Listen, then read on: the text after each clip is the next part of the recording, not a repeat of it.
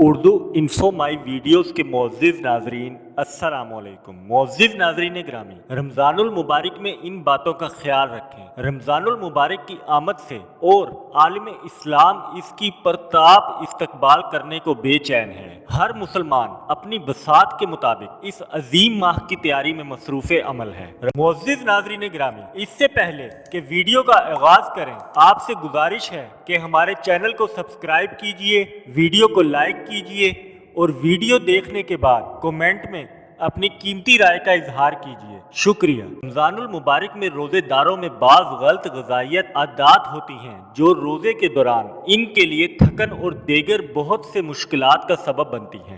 یہ عادات انسانی صحت پر منفی طور سے اثر انداز ہو سکتی ہیں۔ معزز ناظرین، غذائی ماہرین نے روزے داروں کو ان عادات کا بالائے طاق رکھنے کا مشورہ دیا، جن میں سے چند اہم یہ ہیں۔ روغنی کھانوں کے ساتھ افطار۔ روغنی کھانوں کے ساتھ افطار کرنا اہم ترین غلطیوں میں سے ایک ہے۔ رمضان میں اس سے پرہیز لازم ہے۔ جتنا ممکن ہو سکے تلے ہوئے اور چکنائی والے کھانوں سے دور رہیں۔ افطار کے آغاز کے لیے بہترین چیز کھجور ہے۔ اس سے خون میں شکر کی سطح معتدل اور آسان صورت میں بلند ہو جاتی ہے۔ نمبر 2، اچار، چٹنی اور مسالوں کی کثرت۔ مسالے تو ویسے ہی انسان کی جانی دشمن ہیں۔ رمضان میں زیادہ نمک والی اشیاء یا اچار اور چٹنی یہ جسم میں پانی ختم کرنے کا عمل بڑھانے میں مددگار ہیں۔ اس کے سبب انسان کو مستقل صورت میں بالخصوص روزے کے دوران پیاس محسوس ہوتی ہے۔ ان کے زیادہ استعمال سے دھڑکن تیز ہو جاتی ہے۔ نمبر 3، پھلوں کا نہ کھانا۔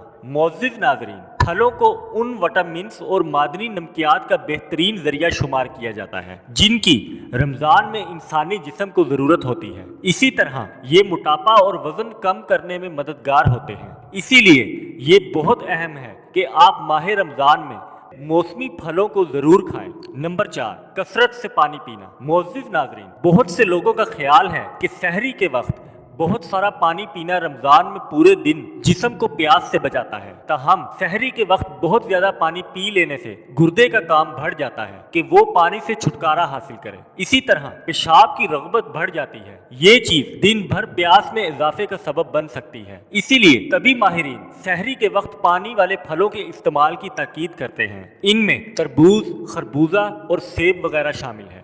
نمبر 5، افطار پر براہ راست ٹھنڈا پانی پینا۔ افطار کے وقت براہ راست ٹھنڈا پانی پینا معدے اور آنتوں کی جانب خون کی گردش کم کرنے کا سبب بنتا ہے۔ اس کے نتیجے میں جسم کا نظام ہاضمہ مسائل کا شکار ہو جاتا ہے۔ غذائی ماہرین اس بات پر اتفاق کرتے ہیں کہ افطار کے بعد نیم گرم یا کمرے کے درجہ حرارت والا پانی یا کھجور کے ساتھ دودھ پینا چاہیے۔ بعد از ٹھنڈا پانی پیا جا سکتا ہے، تاہم افطار کے دوران ایسا کرنے سے معدے کے لیے خطرناک ثابت ہو سکتا ہے، جس کے نتیجے میں ہاضمے کا مسئلہ، موٹاپا اور تیزابیت جیسی مشکلات پیدا ہو سکتی ہیں۔ معزز ناظرین، آپ کو رمضان المبارک کے متعلق ہماری انفارمیٹیو ویڈیو کیسی لگی؟ پلیز چینل کو سبسکرائب کیجئے، ویڈیو کو لائک کیجئے اور کومنٹ میں اپنی قیمتی رائے کا اظہار کیجئے۔ شکریہ۔